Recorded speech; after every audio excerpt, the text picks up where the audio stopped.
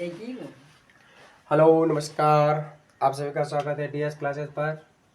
कक्षा 10 के प्रश्नावली 3.1 का जो पहला सवाल था उससे हमने पहले वाले वीडियो में हल किया था। इसी के क्रम में हम दूसरा सवाल आज हल करते हैं। प्रश्न है कि यहाँ पर 5 पेंसिल और 7 कलमों का मूल्य 50 रुपये है, जबकि 7 पेंसिलों और 5 कलमों का मूल्य 46 रुपये है। तो हमें एक पेंसिल और एक कलम का मूल्य ज्ञात करना है। तो माना कि कलम बराबर हो जाएगा आपके पेंसिल बराबर x और कलम बराबर y मान लेते हैं। तो 5x + 7y बराबर 50, समीकरण नंबर 1। दूसरा 7x + 5y बराबर 46 रुपये। अब हम पहला समीकरण हल करते हैं। तो पहला समीकरण हल करते हैं, इसमें हमें मान पक्षांतर करने मिलेंगे। पहला समीकरण 5x बराबर 50 - 7y, x बराबर 50 - 7y बटे 5। अब हम यहाँ पे y का मान लगाते हैं। y बराबर लगाया हमने पहले 0, तो x बराबर 50 - 7 कोष्टक 0 बटे 5। x बराबर 50 - 0, क्योंकि 7 को 0 से गुणा करते हैं तो 0 ही आता है, तो बटे 5, यानी कि 50 बटे 5, x बराबर 10। अब y बराबर मान लगाते हैं हम यहाँ पे 5, सेकंड मान लगाते हैं 5, सेकंड मान 5 लगाया तो y बराबर 5 लगाया तो x बराबर 50 - 7 कोष्टक 5 बटे 5। यह हो जाएगा 50 - 7 × 35, 35 बटे 5। घटाते हैं हम तो 50 - 35, तो यहाँ बचा आपके 15, तो 15 बटे 5 बराबर 3। यहाँ 3x बराबर में 3 प्राप्त हुआ। अब हम मान लगाते हैं y बराबर 10, y बराबर 10 मान लिया हमने।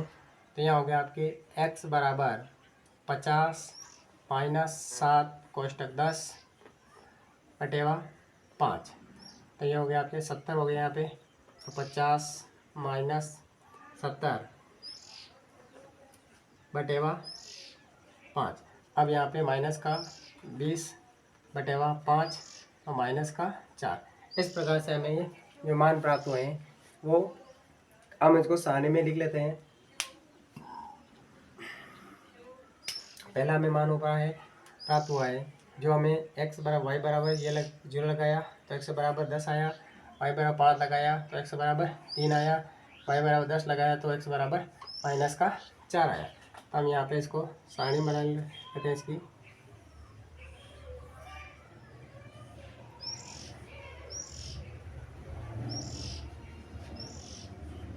जीरो y बराबर, फिर दूसरा लगाया 5 और तीसरा लगाया आपने 10।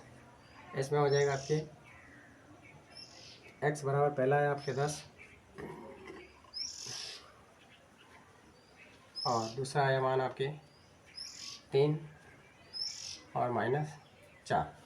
अब इस प्रकार से हम समीकरण नंबर 2 हल करते हैं। समीकरण 2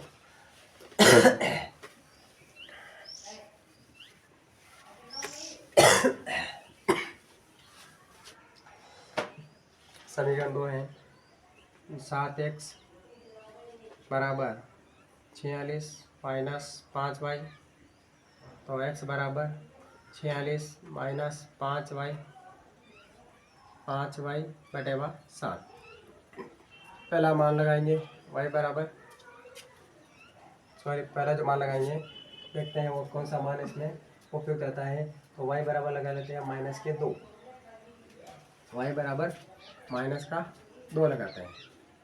तो यहाँ पे x बराबर 46 - 5 कोष्टक -2 बटे 7। तो x बराबर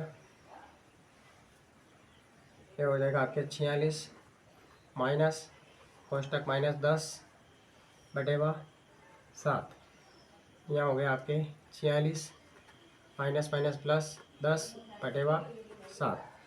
46 और 10 जोड़े 56/7, तो 7 8 56 यानी कि 8। दूसरा मान लगाते हैं हम y बराबर 5। तो ये हो गया आपके y बराबर 5 लगाया तो x बराबर 46 माइनस 5 और कोष्टक 5/7। तो x बराबर 46 माइनस 25/7, x बराबर 21/7 बराबर 3। 7 या 21 क्योंकि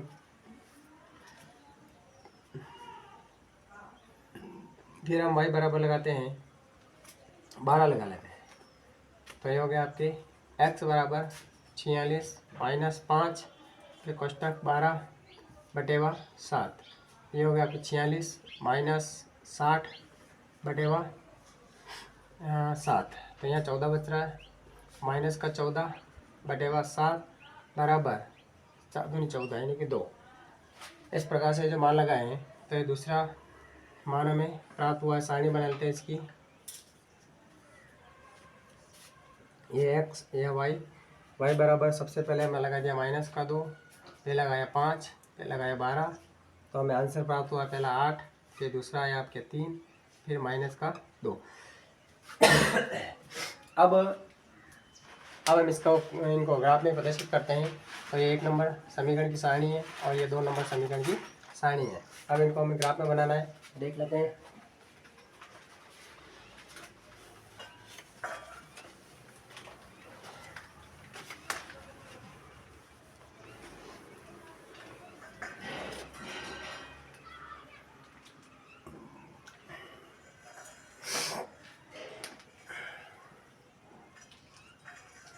ये सारणी ले लेते हैं ऊपर, दूसरे नंबर की सारणी यहाँ ऊपर ले लेता हूँ मैं।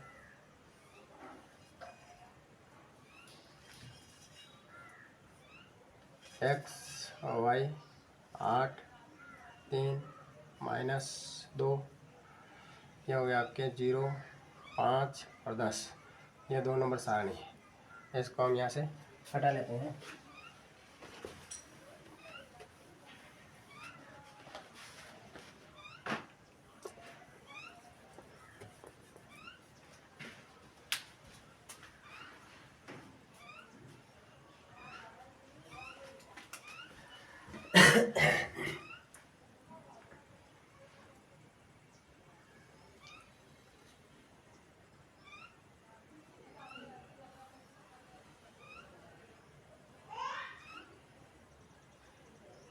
ये हो गया आपका मूल बिंदु, ये x, ये इधर y माइनस, ये भी माइनस, और ये y प्लस का, और ये भी x प्लस का।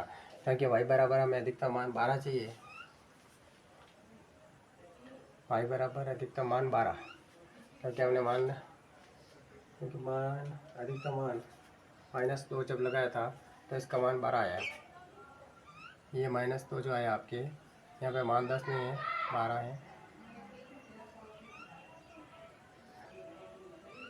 क्योंकि 8, 3, -2, 12, 5, 0।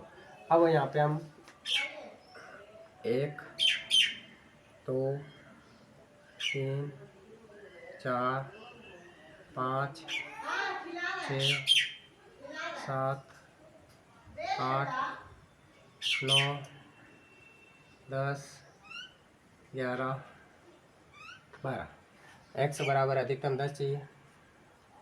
तो 1, 2, 3, 4, 5, 6, 7, 8, 9, 10। इधर 1 माइनस का 2 माइनस का 3 और y बराबर नहीं चाहिए, -1 माइनस का 2, माइनस का 3 और माइनस का 4। अब हम देखते हैं, पहले सारणी में देखते हैं x बराबर 10 है, तो ये x बराबर 10 यहाँ पे ये मूल बिंदु हो गया आपके। तो ये x बराबर 10 यहाँ से यहाँ पे है और y बराबर क्या 0, तो ये आपके यहाँ एक हो जाएगा। तो हम इसका निर्देशांक लिखते हैं, x का पहले हो जाएगा 10 और ये 0। दूसरा x बराबर 3, तो ये 3 और y बराबर 5, तो y बराबर 5, तो ये यानी कि ये यहाँ आ जाएगा आपके। तो ये हो गया आपके 3 और 5। x का निर्देशांक हमेशा ध्यान रखना पहले लिखा जाता है। तीसरा आता है x बराबर -4,